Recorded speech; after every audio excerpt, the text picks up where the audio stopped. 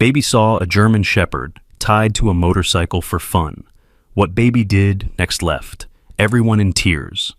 What happened next will shock you to your core. The story you're about to listen to will change how you see the world through a child's eyes forever. Make sure to like, share, subscribe, and let me know in the comments where you're watching from. This tale needs to reach every corner of the globe. A small hand reached through the chaos, and in that single moment, everything changed. It was one of those perfect Saturday afternoons when the sun painted everything golden, and the neighborhood buzzed with that lazy weekend energy. 5-year-old Max bounced on his toes beside his mom, Emma, outside Miller's corner store. His tiny fingers clutched a crumpled dollar bill, his weekly allowance burning a hole in his pocket as he debated between gummy bears and chocolate. "Just 5 more minutes, sweetheart," Emma said, scrolling through her phone while chatting with Mrs. Chen from down the street. "Let me finish talking to Linda about the school fundraiser." Max nodded absently, his attention already drifting to the rumble of motorcycles echoing from the alley behind Tony's bar. The sound was different today, rougher, meaner. His curious brown eyes followed the noise like a magnet. That's when he saw her. A German shepherd, magnificent even in her terror, stood tied to the back of a gleaming black motorcycle. Her thick coat was the color of autumn leaves mixed with midnight, and her intelligent eyes darted frantically between the laughing men surrounding her. The rope around her neck was pulled tight, too tight, and every time someone revved the engine, she jerked backward in pure panic. "Look at her dance," one of the men shouted over the engine noise, his beer bottle catching the sunlight. "Come on, Bruno, give it more gas." The man named Bruno twisted the throttle harder. The motorcycle roared to life, and the dog stumbled, her paws scraping against the concrete as she tried to escape the deafening sound. Her mouth was open, panting heavily, and Max could see something that made his little heart crack wide open. She was crying. Not the way humans cried, but the way animals did when they had nowhere left to run. Her ears were pinned flat against her head, and her tail was tucked so far under her body it had disappeared. Every muscle in her powerful frame trembled with fear. "Mom?" Max tugged on Emma's sleeve, but she was deep in conversation about bake sale logistics. "Not now, honey." Max looked back at the scene. More men had gathered now, forming a loose circle around the motorcycle. Some had their phones out, recording the spectacle. The dog's panic was entertainment to them, a twisted game where terror was the punchline. "Make her howl, Bruno," someone called out. "Bet she'll wet herself if you really gun it." Their laughter cut through the air like broken glass. Max took a step closer, his small sneakers silent on the pavement. He could see details now that made his stomach twist. The dog's paws were bleeding slightly from scraping against the rough concrete. Her breathing was so rapid it looked like she might collapse. And around her neck, beneath the cruel rope, was a worn leather collar with a small metal tag that caught the light. The name Stella was barely visible, scratched and faded, but it was her eyes that destroyed him. When she looked directly at Max, there was intelligence there. Desperate, pleading intelligence. She wasn't just a dog in distress. She was someone who understood exactly what was happening to her and couldn't make it stop. Their eyes met across the chaos, and in that moment, Max felt something shift inside his chest. It was bigger than anger, deeper than sadness. It was recognition, one soul seeing another soul in pain. "Please," those dark eyes seemed to whisper, "please help me." The men were getting louder now, their game escalating. Bruno revved the engine in sharp bursts, and with each roar, Stella jerked against the rope like a marionette with tangled strings. Her dignity was being stripped away piece by piece, and Max could see her spirit breaking with each cruel laugh. "Mom?" Max tried again, louder this time. Emma glanced down, annoyed. "Max, I told you to wait. Can't you see I'm talking?" But Max wasn't waiting anymore. Something inside him, something fierce and protective that had never existed before, was taking over. He looked back at his mother, safe in her conversation about ordinary things, then at Stella, trapped in her nightmare. The choice was simple. Max walked toward the alley, his heart hammered against his ribs, but his feet moved with purpose. The men were so focused on their cruel entertainment that they didn't notice a small boy approaching from behind. Max could smell motor oil, cigarettes, and something else. Fear. It hung in the air like smoke. He got close enough to see the sweat matting Stella's fur, close enough to hear her rapid breathing over the engine noise. She noticed him immediately, her head turning slightly in his direction. For a moment, her panicked panting slowed. "Hey there, girl," Max whispered, his voice so soft only she could hear. "It's okay. I see you." Stella's ears twitched forward, the first sign of hope Max had seen in her eyes. Bruno was building up for another dramatic rev, his hand twisted on the throttle, when Max did something that would change everything. He didn't think about it. He didn't plan it. He simply reached out with his small fingers and began working at the knot that held Stella prisoner. The rope was thick and cruel, tied in a way that tightened with every movement Stella made. Max's fingers were small but determined, and he worked at the knot with the focused intensity that only children possess when something matters more than their own safety. "Come on," he breathed, his tongue poking out slightly in concentration. "Come on, come on." Stella went completely still. Somehow, she understood what was happening. Her trembling stopped, and she held herself as motionless as a statue, giving Max the steadiness he needed to work. The knot was stubborn, made worse by Stella's earlier struggling, but Max's small fingers found the right loop. He pulled, twisted, and suddenly felt it give way. The rope loosened just enough. "There," he whispered. In one fluid motion, Max slipped the rope over Stella's head, and she was free. For a heartbeat, dog and boy stared at each other. Then Stella did something that would haunt Max's dreams for years to come. She pressed her massive head against his small chest and exhaled a breath that sounded exactly like relief. "Run," Max whispered against her fur. But Stella didn't run. Instead, she looked up at Max with those intelligent eyes and made a choice that would unravel secrets no one saw coming. She gently took the edge of Max's t-shirt between her teeth, not biting, just holding, and began to pull him away from the motorcycles, away from the men, toward the shadows behind the dumpster. "What are you doing?" Max whispered, but he followed. Behind them, Bruno revved the engine one more time, expecting to see Stella jerk in terror. Instead, he saw empty space and a dangling rope. "What the hell?" Bruno's voice cut through the afternoon air. "Where'd she go?" The other men stopped laughing. They looked around, confused, as if a 100-pound German shepherd could simply vanish into thin air. "She was just here! Check the rope, you idiot! How does a dog just disappear?" But Max and Stella were already hidden in the narrow space between two dumpsters, pressed against the brick wall of the alley. Stella was breathing hard, but it was different now. Not the frantic panting of terror, but the deep breaths of someone who had been holding her breath for too long. Max reached out slowly and touched her head. Her fur was softer than he'd expected, and warm. She leaned into his touch, and Max felt something he'd never experienced before. The weight of being trusted completely by another living being. "It's okay now," he whispered. "You're safe." But as Max looked into Stella's eyes, he realized something that made his stomach flip. This wasn't over, not even close, because Stella was looking at him with an expression he couldn't quite understand, like she had something to tell him, something urgent and important. She kept glancing toward her chest, then back at Max, then toward her chest again. It took him a moment to realize she was trying to show him something.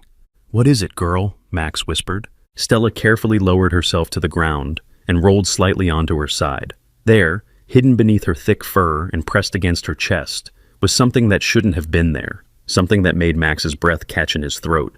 A small waterproof pouch was secured against her body with medical tape, hidden so well that no one would ever notice it unless they were looking for it. And inside that pouch, Max could see the edge of something metallic and electronic. Stella looked at Max with those intelligent eyes, and suddenly he understood. She hadn't just been a victim, she had been carrying something so important that she had endured torture rather than reveal it. The men's voices were getting closer, their search becoming more frantic. "She can't have gone far. Check behind those dumpsters." Max's heart raced as he realized they were about to be discovered. But as he looked at Stella, he saw something in her eyes that made him brave.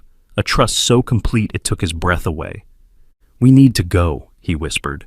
Stella stood immediately, and together they crept deeper into the shadows, toward a gap in the fence that led to Max's neighborhood. Behind them, the men's voices grew louder, more desperate. But Max wasn't thinking about the men anymore. He was thinking about the pouch hidden against Stella's chest, and the way her eyes had looked when she showed it to him. Like she was asking him to guard not just her life, but something much bigger. Something that someone had been willing to torture her for.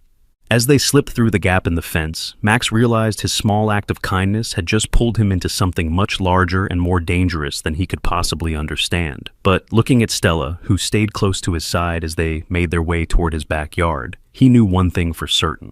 Whatever was in that pouch, whatever Stella had been protecting, he would protect it too. Because that's what friends did for each other.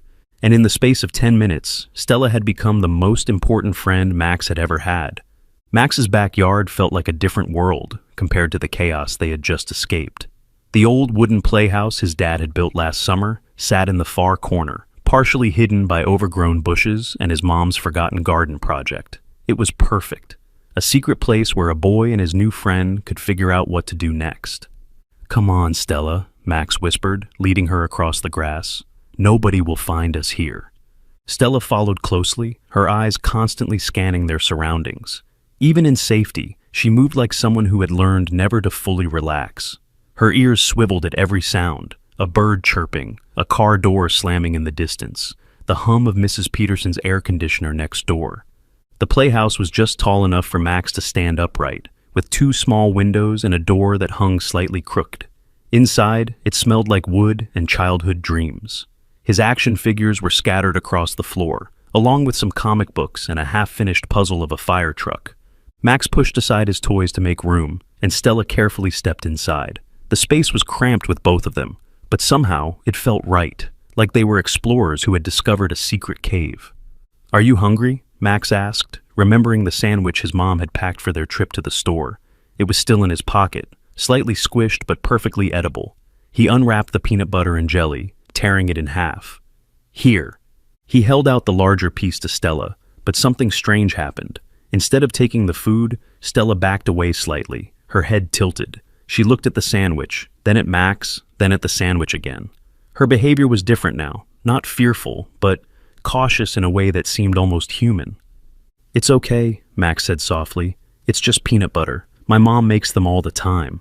But Stella still wouldn't take it. Instead, she did something that made Max's breath catch. She very gently nudged his hand away from her mouth and then, with deliberate care, used her nose to push aside the fur on her chest. The waterproof pouch was more visible now, about the size of Max's palm, secured with what looked like medical tape. Stella looked directly into Max's eyes and made a soft, whining sound. Not distressed, but urgent, like she was trying to tell him something important. "You want me to look at it?" Max whispered. Stella's tail gave a small wag, the first sign of happiness Max had seen from her. With careful fingers, Max began to work at the tape. It was strong, designed to stay secure even through rough treatment, but it peeled away slowly. Stella held perfectly still, trusting him completely.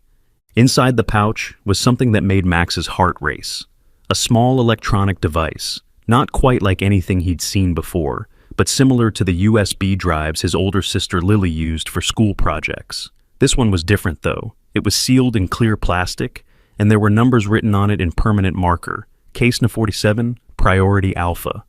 "What is this?" Max breathed. Stella's eyes were intense, focused. She nudged the device with her nose, then looked at Max again. The message was clear. This was why she had endured the rope, the motorcycle, the terror. This small piece of technology was worth protecting at any cost. Max turned the device over in his small hands. It was heavier than he'd expected, and there was something else wrapped with it, a folded piece of paper, also sealed in plastic. The paper had official-looking letterhead, but the words were too big for Max to understand.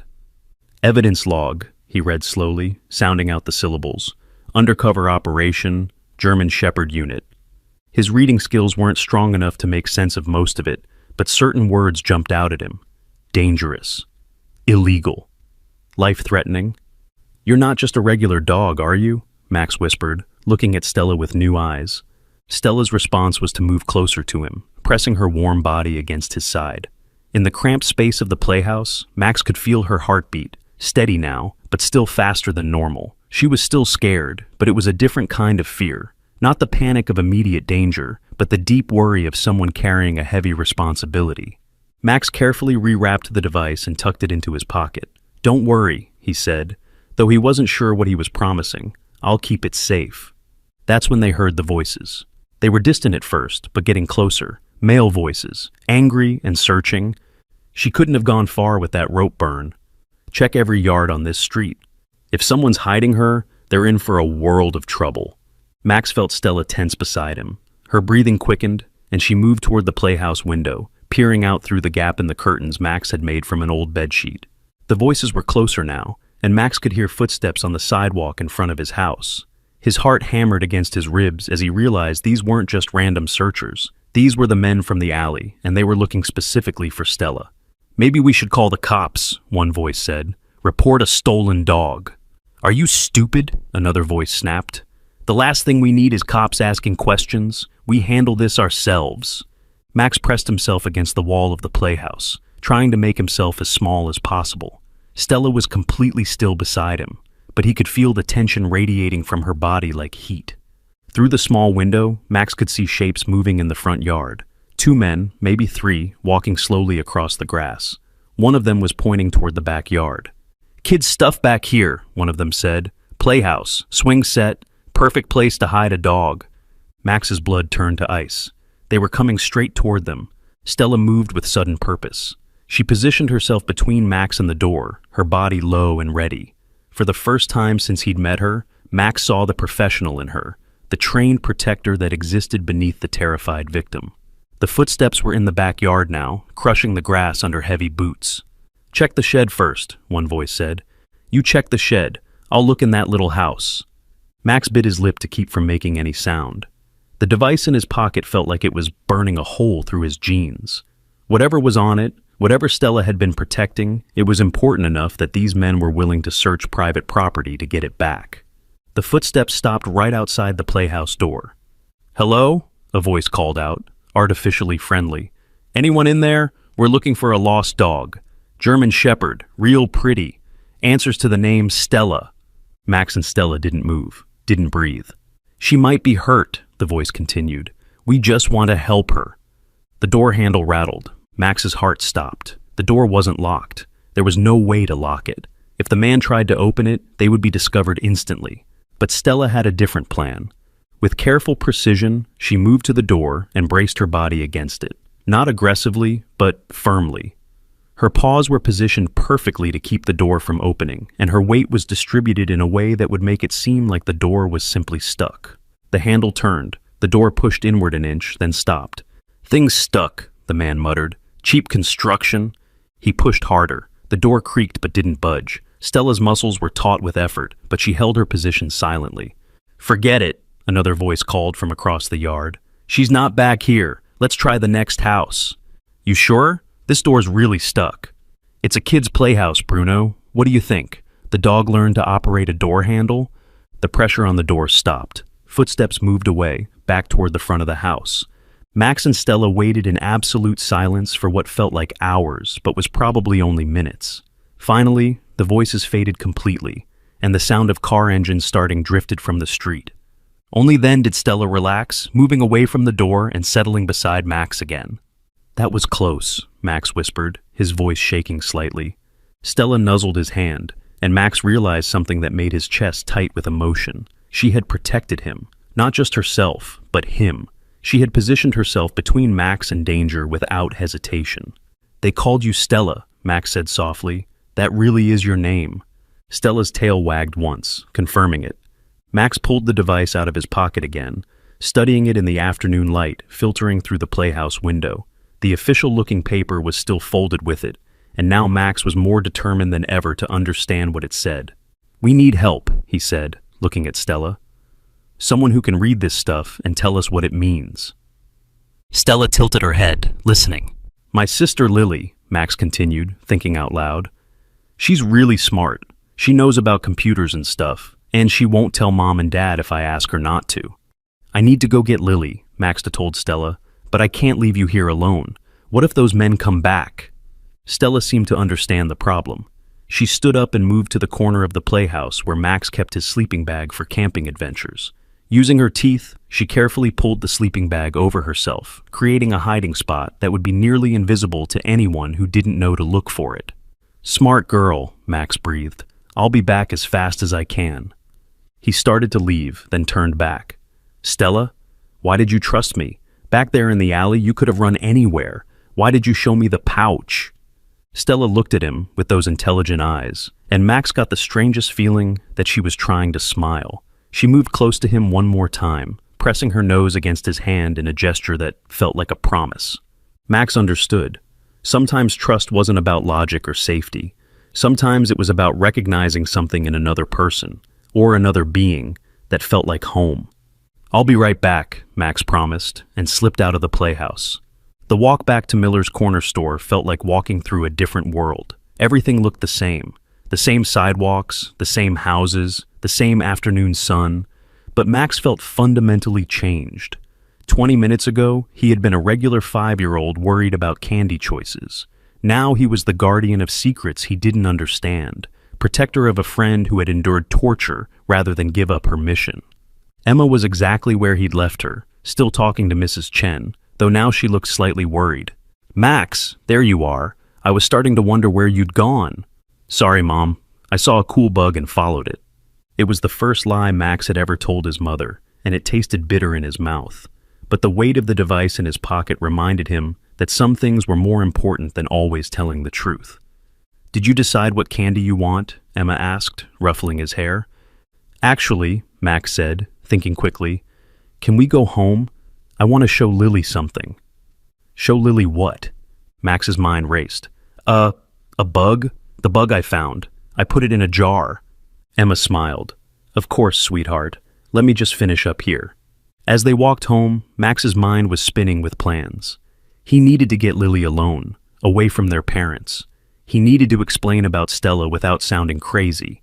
And he needed to figure out what was on that device before the men came back. Because Max was absolutely certain they would come back.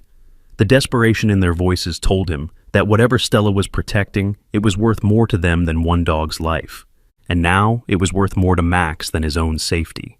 The house felt different when they walked in. Normal sounds, the TV in the living room, Dad's music from his office, the dishwasher running in the kitchen, seemed impossibly ordinary compared to the secret burning in Max's pocket. "Lily," Max called out as soon as they were inside. "She's in her room," Emma said. "Doing homework, I think." Max raced upstairs, his heart pounding with urgency.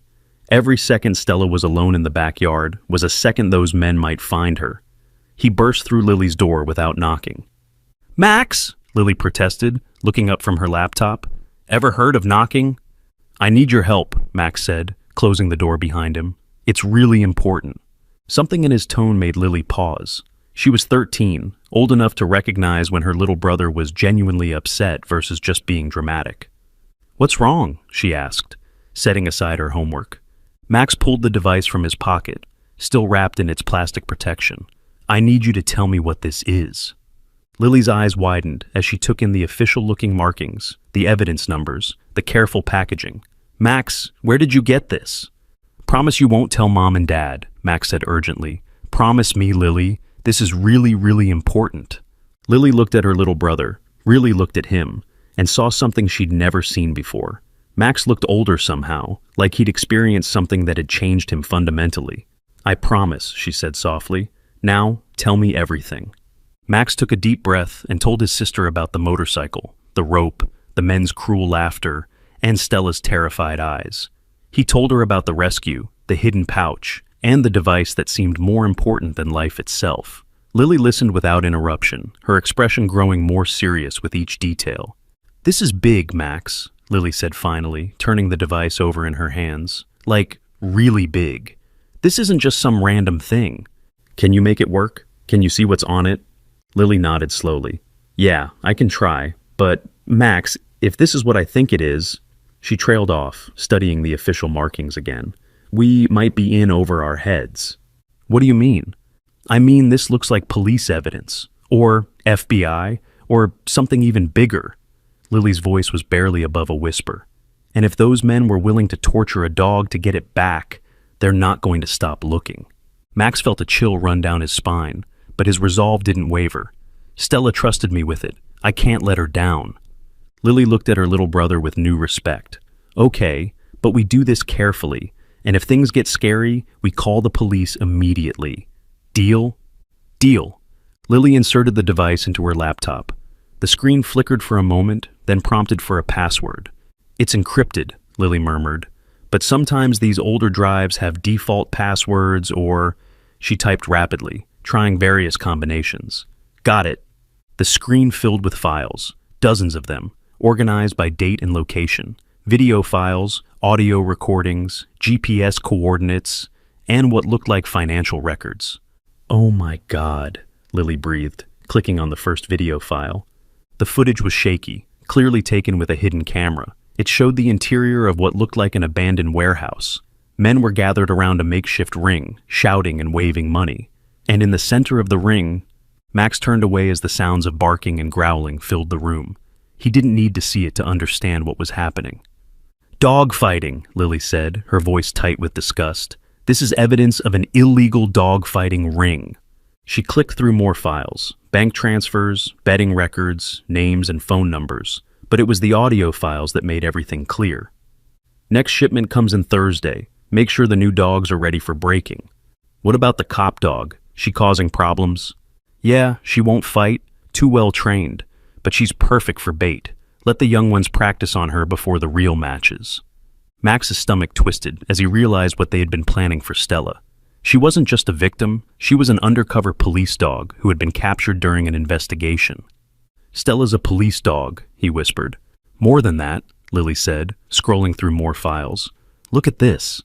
The screen showed a police report with Stella's photo. Her official designation was K9 Unit Stella, Undercover Operations Division. She had been working with Detective Maria Santos to infiltrate the dogfighting ring when she'd gone missing 3 weeks ago. The police had assumed she was dead. "She's been missing for 3 weeks," Lily said. "Max, she's a hero. She was trying to gather evidence to shut down this whole operation." More pieces clicked into place as they read through the files. The dogfighting ring wasn't just about illegal gambling. It was connected to drug trafficking, money laundering, and human trafficking. Stella had been gathering evidence that could bring down an entire criminal network. "This is why they were so desperate to get her back," Max said. "She has evidence that could send them all to prison." "For a very long time," Lily agreed. "But Max, this also means we're in serious danger. These aren't just mean guys who hurt animals. These are real criminals." As if summoned by her words, they heard the sound of car doors slamming in their driveway. Both children froze. Through Lily's bedroom window, they could see a black SUV parked behind their mom's car. 2 men in dark clothes were walking toward their front door.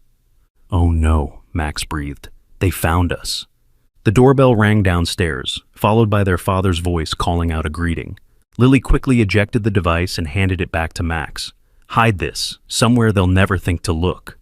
Max's mind raced. Where could he hide something so small but so important? His room would be searched. So would Lily's. The playhouse was too obvious now. The sound of voices drifted up from downstairs, their father talking to someone with a deep, authoritative voice. "We're looking for a missing dog," the stranger was saying. "German Shepherd. We heard some kids in the neighborhood might have seen her." "I haven't seen any stray dogs," their father replied, "but you're welcome to check with my kids." Max's heart stopped. They were going to be called downstairs for questioning. "The fish tank," Lily whispered urgently. "Wrap it in plastic and tape it under the tank stand. They'll never look there." Max nodded and raced to his room. His goldfish, Bubbles, swam lazily in his small tank, while Max taped the device to the underside of the wooden stand. The plastic wrapping would keep it safe from moisture, and the location was so mundane that no one would think to check it. "Max, Lily," their father called from downstairs. "Can you come down here for a minute?" The children exchanged one last look of understanding. They had to act normal. They had to protect Stella and the evidence she'd risked everything to gather. They walked downstairs together, and Max's blood ran cold when he saw the men waiting in their living room. One of them was Bruno, the man from the motorcycle. The other was older, with cold eyes and an expensive suit that didn't quite hide the gun holster under his jacket. "Kids," their father said with a smile, "these gentlemen are looking for a lost dog. Have either of you seen a German Shepherd around the neighborhood?" Max forced himself to look directly at Bruno, even though every instinct told him to run. "What does she look like?" "Big dog," Bruno said, his eyes studying Max's face carefully. "Brown and black fur. Real friendly. Her name's Stella." "I haven't seen any dogs like that," Max said, proud that his voice didn't shake. "What about you, sweetheart?" the older man asked Lily, his tone deceptively gentle. "No, sir. I've been inside doing homework all day." The older man nodded slowly, but his eyes remained suspicious. "The thing is, we tracked her to this neighborhood. She's been missing from our training facility, and we're really worried about her." "Training facility?" their mother asked, entering the room with a tray of coffee for the guests. We run a specialized training program for working dogs, the man explained smoothly. Stella is one of our most valuable animals. She represents years of training and thousands of dollars of investment. Max bit his tongue to keep from saying what he was thinking. Stella wasn't an investment. She was a living being who deserved kindness and respect. If she shows up, how can we contact you? Their father asked. The older man handed over a business card. That's my direct number. There's a substantial reward for her safe return. Max watched Bruno during this exchange. The man's eyes never stopped moving, taking in every detail of their house. When his gaze passed over Max, there was something there, a flicker of recognition that made Max's stomach clench. Well, the older man said, standing up, we should check with the other neighbors. Thank you for your time. Of course, their father replied. I hope you find her soon. Max and Lily stayed frozen in place until they heard the SUV drive away. Only then did they dare to breathe normally. Nice people, their mother commented. I hope they find their dog. Max and Lily exchanged a look, but said nothing. Their parents had no idea what had just happened, and it was better that way. The less their family knew, the safer they would be. That evening, after dinner and homework and all the normal routines of family life, Max slipped out to the backyard. Stella was exactly where he'd left her, hidden under the sleeping bag in the playhouse. But when she saw him, her entire body language changed. She was trembling, not with fear, but with excitement and relief. She pressed against him immediately, whining softly, as if she'd been afraid he wouldn't come back. I'm here, Max whispered, stroking her fur. I'm here, and I know who you are now. Stella tilted her head, listening. You're police, Max said softly. You're one of the good guys, and those men who hurt you, they're the bad guys you were trying to catch. Stella's tail wagged once, confirming his words. Lily helped me look at what's on the device, Max continued. There's enough evidence to put them all in jail, but we have to be really careful about who we tell.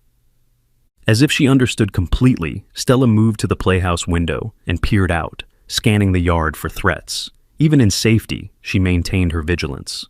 Max pulled out his phone, a simple device his parents had given him for emergencies. I want to call the police and tell them you're alive, but those men said they were from a training facility. What if some of the police believe them? Stella looked at Max with those intelligent eyes, and he got the strangest feeling that she was trying to communicate something specific. She moved to the corner of the playhouse and began scratching at the wooden floor with her paw. What are you doing? Max asked. Stella continued scratching, and Max realized she was trying to write something. In the dust and dirt, she had managed to scratch out what looked like numbers. 477. 477? Max repeated. Stella wagged her tail and moved to scratch something else. This time, the marks looked like letters. S-A-N. San? 477 San? Max puzzled over it for a moment, then gasped. Detective Santos! 477 is probably her badge number or something. Stella's excitement confirmed his guess. She wanted him to contact Detective Santos specifically, not just any police officer, but her partner in the undercover operation. Okay, Max said, feeling a surge of hope. Tomorrow I'll figure out how to reach Detective Santos, but tonight, you're safe here with me. Stella settled down beside him, finally allowing herself to truly relax for the first time since her ordeal began. As Max sat with her in the quiet darkness of the playhouse, he thought about how much his life had changed in just one day. This morning, he'd been a regular kid worried about candy choices. Now he was protecting a police dog who had risked everything to gather evidence against dangerous criminals. The responsibility felt enormous, but looking at Stella's peaceful expression as she finally allowed herself to rest, Max knew he'd made the right choice. But as he prepared to sneak back into the house, Max noticed something that made his blood run cold. Across the street, partially hidden behind a neighbor's car, was the black SUV from earlier. Someone was sitting in the driver's seat, watching their house. They hadn't given up. They were waiting, watching, planning their next move. Max gently touched Stella's head. We're not safe yet, he whispered, but I promise, I won't let them hurt you again. Stella opened her eyes and looked at him with complete trust. In that moment, Max realized that protecting her wasn't just about doing the right thing anymore.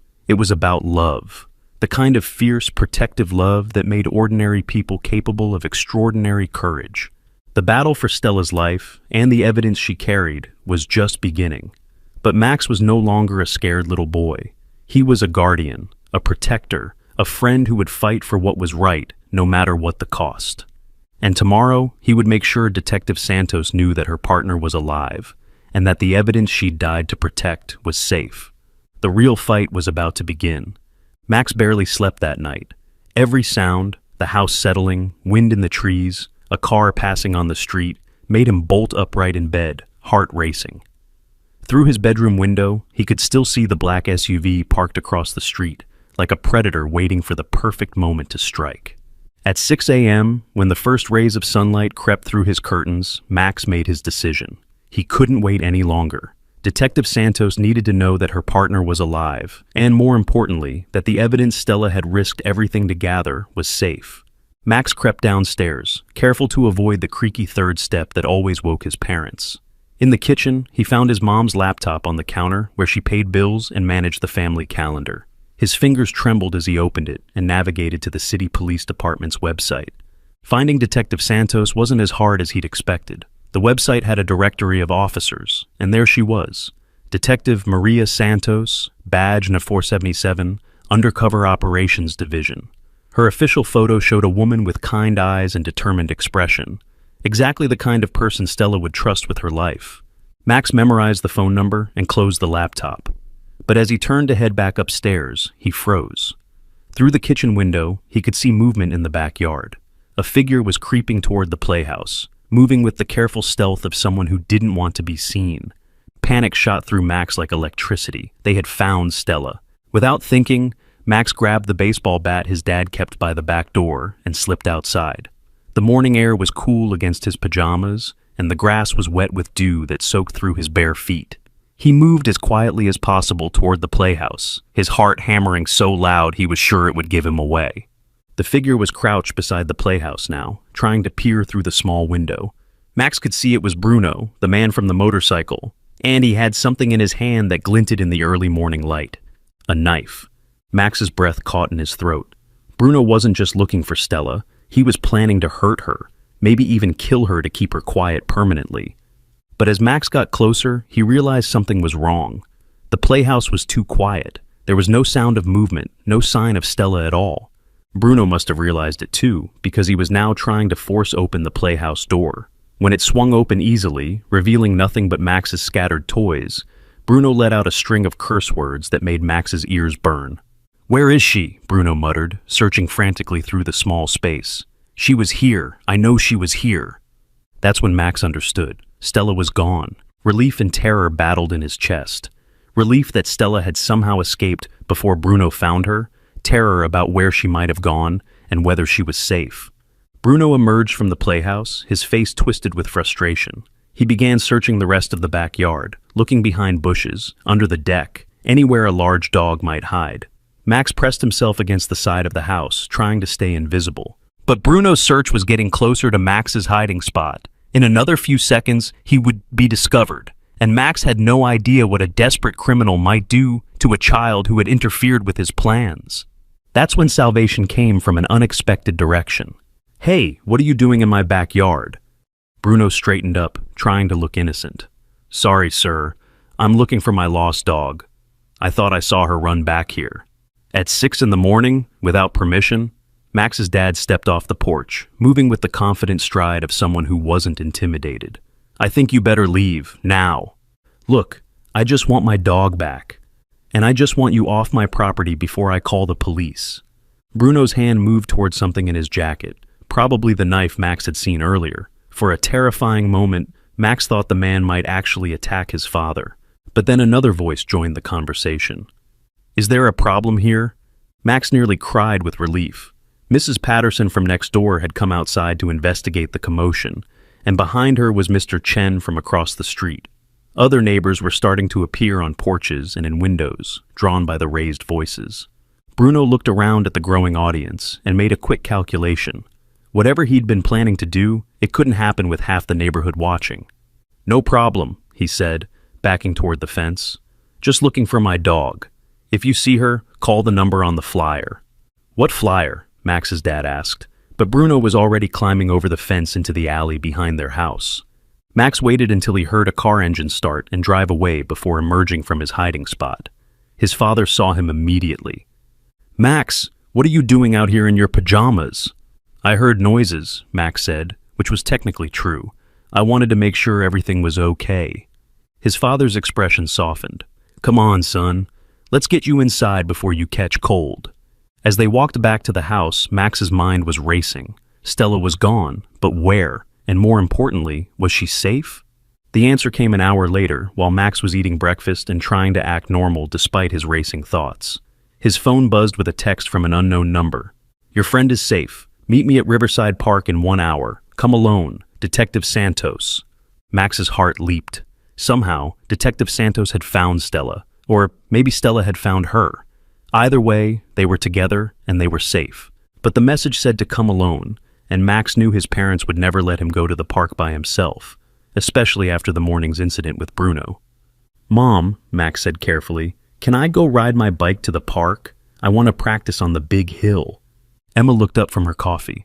"After what happened this morning? Absolutely not. There are strange men wandering around the neighborhood." Max's heart sank. He had to get to the park, but he couldn't tell his parents why without explaining everything. That's when Lily came to his rescue. "I'll go with him," she offered. "I need to get out of the house anyway, and I can watch him at the park."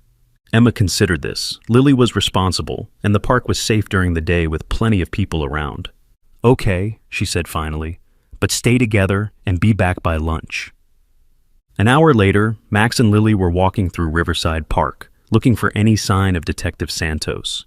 The park was busy with morning joggers, dog walkers, and families with young children. It would be the perfect place for a covert meeting, public enough to be safe, but with enough activity to provide cover. "There," Lily whispered, pointing toward a bench near the pond. A woman in casual clothes was sitting alone, feeding ducks from a bag of breadcrumbs. She looked just like her photo on the police website, but without the uniform, she could have been any ordinary mom enjoying a peaceful morning.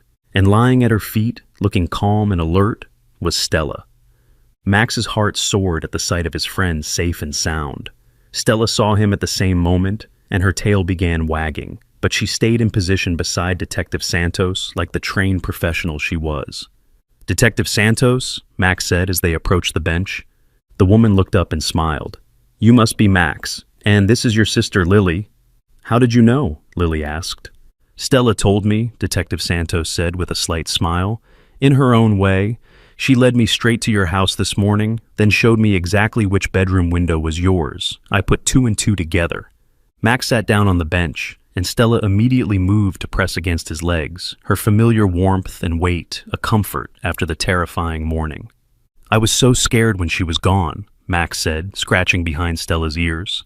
"She was never in real danger," Detective Santos assured him. "Stella has been trained to evade capture and find safe extraction points. When she sensed the threat getting too close, she followed her training and came to find me." "How did she know where to find you?" Lily asked. Detective Santos pulled out her phone and showed them a small app. "Every K9 officer has a GPS tracker. It's for their safety and ours. When Stella went missing 3 weeks ago, we thought her tracker had been destroyed, but it was just being blocked somehow. Last night, it started working again." That was when Max brought her home, Lily realized. She must have been in some kind of building that blocked the signal. Exactly. Detective Santos's expression grew serious. "Max, what you did was incredibly brave, but it was also incredibly dangerous. These men aren't just animal abusers. They're part of a major criminal organization. They've killed people to protect their operation." Max felt a chill run down his spine, but his resolve didn't waver. "I couldn't just leave her there. She was scared and hurt, and they were being mean to her." "I know," Detective Santos said gently. "And Stella knows too. You saved her life, Max. Without your intervention, we never would have gotten her back, and months of undercover work would have been lost." "The device," Max said suddenly. "I hid the device with all the evidence." "We'll need to retrieve that," Detective Santos said. "But first I need to know everything that's happened since you found her. Every detail could be important." Max and Lily told her everything. The rescue, the search of their house, the men claiming to be from a training facility, and Bruno's early morning break-in attempt. Detective Santos listened without interruption, her expression growing more concerned with each detail. "They're getting desperate," she said finally. "The evidence Stella gathered is enough to bring down their entire operation, and they know it. They can't afford to let her live." "What happens now?" Max asked. "Now we finish what Stella started, but I need that evidence, and I need to know that you and your family are safe." Detective Santos pulled out her radio and spoke in code that Max couldn't understand. Within minutes, 2 unmarked police cars pulled into the park's parking lot. "Those are my backup officers," she explained. "They're going to escort us back to your house to retrieve the evidence, and then we're going to make sure those men never hurt another animal again." As they walked toward the cars, Stella stayed close to Max's side, but something was different about her now. The terrified, traumatized dog he'd rescued was gone, replaced by the confident, professional police officer she'd always been underneath. "Will I see her again?" Max asked as they reached the cars. "After this is all over?" Detective Santos smiled. "Stella's going to need some time to recover from her ordeal, but I think she'd like that very much. You've made quite an impression on her." Stella looked up at Max with those intelligent eyes and made a soft sound that could only be described as agreement. But as they prepared to get into the police cars, Max noticed something that made his stomach drop. Across the street from the park, partially hidden behind a delivery truck, was the same black SUV that had been watching their house. They were still being followed. "Detective Santos," Max said urgently, pointing toward the SUV. She followed his gaze and her expression immediately hardened. She spoke rapidly into her radio, and suddenly the peaceful park scene transformed into something from an action movie. The unmarked police cars moved to block the park exits while Detective Santos ushered Max, Lily, and Stella toward a secure position behind a maintenance building. "Stay down," she instructed, drawing her weapon. "This might get complicated." Max could hear car engines revving and tires squealing as the black SUV tried to escape, only to find itself surrounded by police vehicles. Through the gap between buildings, he could see Bruno and the older man being forced out of their vehicle at gunpoint. "It's over," Detective Santos said with satisfaction. "We got them." But as Max watched the arrest unfold, he couldn't shake the feeling that this was just the beginning. Stella had gathered evidence against an entire criminal network, not just 2 men. How many others were still out there, still angry, still dangerous? The question that haunted Max was simple. Would any of them ever truly be safe again? Have you ever had to choose between your safety and doing what's right? What would you have done in Max's place? The arrest at the park was just the beginning. Over the next 3 weeks, Max's life became a whirlwind of police interviews, court preparations, and media attention that he never could have imagined. The evidence Stella had gathered led to the biggest bust in the city's history. 27 arrests, 3 major criminal organizations dismantled, and dozens of rescued animals finally getting the care they deserved. But through it all, Max had one question that burned in his heart. Could he keep Stella? The question haunted him as he sat in Detective Santos's office on a sunny Thursday afternoon, 3 weeks after that dramatic morning at the park. Stella lay at his feet, looking healthier and happier than he had ever seen her, but Max knew this might be their last meeting. "The department wants to offer Stella early retirement," Detective Santos said, setting down a stack of official-looking papers. "After what she's been through, they think she deserves a peaceful life away from undercover work." Max's heart leaped, but he tried not to get his hopes up. "What does that mean?" "It means she gets to choose her own family," Detective Santos smiled. "And frankly, she's made her choice pretty clear." Stella looked up at Max with those intelligent eyes and placed her head on his lap, the same gesture of trust she'd given him that first day in the alley. "Really?" Max whispered, afraid to believe it. Detective Santos nodded. "Your parents and I have been talking. They're willing to give Stella a home if you promise to take full responsibility for her care." Max felt tears spring to his eyes. I promise I'll take the best care of her ever." "There's just one condition," Detective Santos continued. "Stella is a trained police dog with specialized skills. The department would like her to do some community outreach work, visiting schools, talking to kids about animal safety and kindness. Would you be willing to help with that?" Max's face lit up. "You mean we get to visit schools together and tell other kids about being kind to animals?" "Exactly. Stella has a story that needs to be shared, and you're the perfect person to help her tell it." The first school visit happened 2 weeks later. Max stood nervously in front of Mrs. Rodriguez's 3rd grade class, Stella sitting calmly beside him in her official police vest. The children's eyes were wide with excitement and curiosity. "This is Stella," Max began, his voice growing stronger as he spoke. "She's a police dog, but she's also my best friend. And I want to tell you about the day we met." He told them about seeing Stella tied to the motorcycle, about the fear in her eyes, about the choice he had to make between walking away and helping someone who couldn't help herself. "I was scared," Max admitted, "but sometimes doing the right thing means being brave even when you're scared." One little girl raised her hand. "What happened to the bad men?"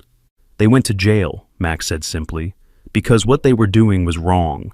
Animals deserve to be treated with kindness and respect, just like people do." Another boy asked, "Is Stella really a police dog?" Detective Santos, who had been watching from the back of the classroom, stepped forward. "She sure is. Stella helped solve one of the biggest cases in our city's history. She's a hero."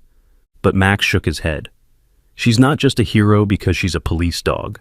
She's a hero because she never gave up hope, even when things were really scary. And that's something all of us can do.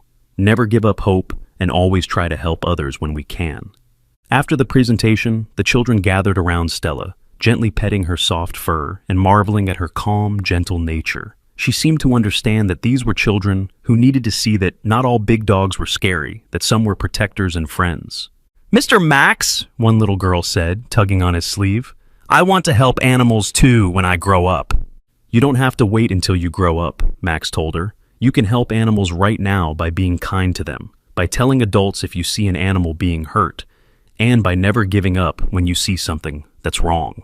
As they walked back to Detective Santos's car after the school visit, Max felt a deep sense of purpose he'd never experienced before. This wasn't just about him and Stella anymore. It was about spreading a message of kindness and courage to other kids who might face their own moments of choice. "How did it feel?" Detective Santos asked as they drove home. "Good," Max said, then paused to think more carefully. "Really good. Like we're helping kids understand that they can make a difference too." "That's exactly what we're doing," she agreed. "Stella's story is powerful because it shows that heroes come in all sizes, including 5-year-old boys who are brave enough to do what's right." Over the following months, Max and Stella visited schools throughout the city. Each presentation was different, tailored to the age and needs of the students, but the core message remained the same. Kindness matters, courage comes in many forms, and every person, no matter how small, has the power to make a difference. Max's confidence grew with each presentation. He learned to answer difficult questions about animal abuse, about standing up to bullies, about the importance of telling trusted adults when something was wrong. Stella was always by his side, a living example of resilience and trust. But it was at Jefferson Elementary School that something extraordinary happened. Max was halfway through his presentation when a small boy in the back row raised his hand. "Mr. Max, what if the bad guys come back? What if they want to hurt Stella again?" The question hung in the air, and Max could see the worry in several children's faces. It was a fear he had struggled with himself in the weeks after Stella's rescue. "That's a really good question," Max said thoughtfully. "And you know what? I was worried about that too. But here's what I learned." He knelt down beside Stella, who immediately leaned against him in their familiar gesture of mutual support. "The bad guys are in jail now, and they can't hurt Stella or any other animals. But even if I was still worried, I wouldn't let fear stop me from doing what's right, because love is stronger than fear." Max looked around the classroom, making eye contact with as many children as possible. "When I first saw Stella, I was scared, but I loved her more than I was scared, and that love gave me the courage to help her. Now she's not just safe, she's helping other kids learn about courage too." A little girl near the front raised her hand. "So, love makes you brave?" Max smiled. "Love makes you brave, and being brave helps you protect the people and animals you love. It's like a circle that keeps getting bigger and stronger." After that presentation, Max realized something had changed in how he thought about his experience with Stella. It wasn't just a story about rescuing a dog anymore. It was a story about how love and courage could change the world, one small act of kindness at a time. 6 months after their first school visit, Max and Stella received an unexpected invitation. The mayor wanted to present them with the city's Citizen Hero Award at a special ceremony. "Do I have to make a speech?" Max asked nervously as his family prepared for the ceremony. "Just speak from your heart," his mother said, adjusting his tie. "Tell them what Stella means to you." The ceremony was held in the City Hall auditorium, filled with police officers, city officials, and families from all the schools Max and Stella had visited. As Max walked onto the stage with Stella by his side, he saw Detective Santos in the front row, beaming with pride. "Max Henderson," the mayor announced. "6 months ago, you were just a 5-year-old boy at the corner store with his mother. But when you saw an animal in distress, you didn't walk away. You didn't wait for someone else to help. You acted with courage and compassion that inspired an entire city." The audience applauded, but Max barely heard it. He was looking at Stella, remembering that first moment when their eyes met across the chaos of the alley. "And Stella," the mayor continued, "you represent the best of what it means to serve and protect. Your courage in gathering evidence to stop a criminal organization and your ongoing work to educate children about kindness and bravery makes you a true hero." When it was Max's turn to speak, he stepped up to the microphone with Stella beside him. The auditorium fell silent. "When I first met Stella," Max began, his voice clear and strong, "she was scared and hurt. But she wasn't broken. She still had hope, and she still had love to give." He paused, looking out at the audience of adults and children who had come to honor them. "Stella taught me that being a hero isn't about being big or strong or fearless. It's about caring more about helping others than about your own safety. It's about never giving up on love, even when the world seems scary." Max knelt down and put his arm around Stella, who leaned into him with complete trust. "Every day, Stella and I meet kids who want to make a difference, and we tell them the same thing we're telling you today. You don't have to wait to be a hero. You can be one right now, in your school, in your neighborhood, in your family. Every act of kindness matters. Every moment of courage counts." The standing ovation lasted for several minutes, but Max was focused on Stella, whose tail was wagging as she looked up at him with pure adoration. Later that evening, as the family celebrated at home with pizza and ice cream, Max sat in the backyard with Stella under the stars. The old playhouse was still there, but it had been transformed into something new, a small library of children's books about animal kindness and courage, donated by families from all over the city. "Did you ever think it would turn out like this?" Max asked Stella, who was lying contentedly beside him on the grass. Stella made a soft sound that Max had learned to interpret as contentment mixed with affection. "I know I never thought rescuing you would lead to all this," Max continued, "but I'm glad it did. We're helping so many kids understand that they can make a difference." As if in response to his words, Stella shifted closer to him, and Max noticed something that made his heart swell with joy. In the corner of the yard, near the old playhouse, was a small wooden box with a soft blanket inside. And in that box were 3 tiny puppies, no more than a few weeks old. "Stella," Max breathed, "are these?" Stella looked at him with what could only be described as maternal pride. These were her puppies, born in the safety and love of the home Max had given her. "This is the best surprise ever," Max whispered, watching the tiny puppies sleep peacefully under their mother's watchful eye.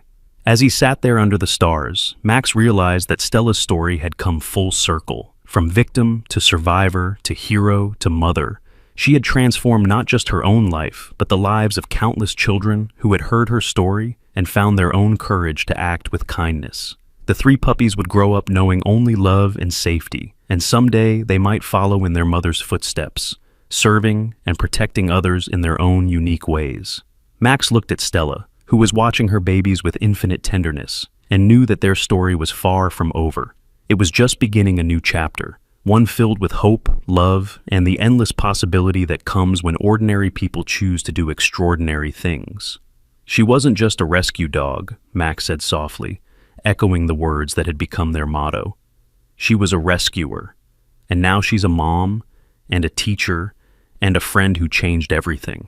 Stella looked at him with those intelligent eyes that had first captured his heart in that alley behind the store. And Max knew that no matter what adventures lay ahead, they would face them together.